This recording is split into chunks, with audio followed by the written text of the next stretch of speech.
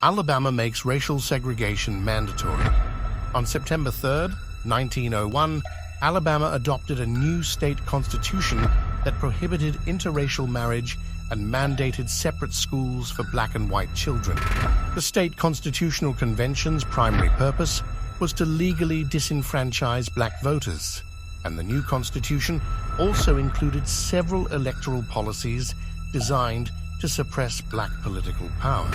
Framers of this constitution knew that because the 14th Amendment prohibited race-based disenfranchisement, discriminatory constitutional provisions intended to maintain white supremacy had to appear race-neutral. To that end, the new constitution called for the appointment of 3 registrars from each county who had wide discretion when accepting registration applications and were chosen and trained to minimize registration by African Americans.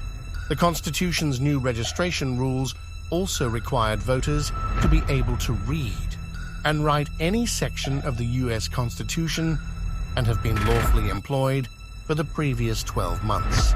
Anyone who did not meet the employment specification could still register if he or his wife had real estate and possessions taxed at $300, though these requirements had severely limited the voting rights of African Americans and poor white people in Alabama.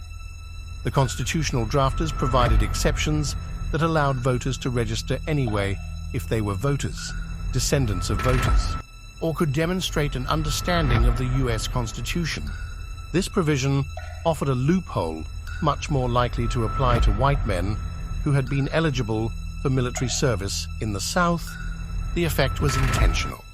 Alabama was home to approximately 75,000 registered African American voters before the new Constitution was enacted, but drafters estimated the new rules would reduce that number to less than 30,000.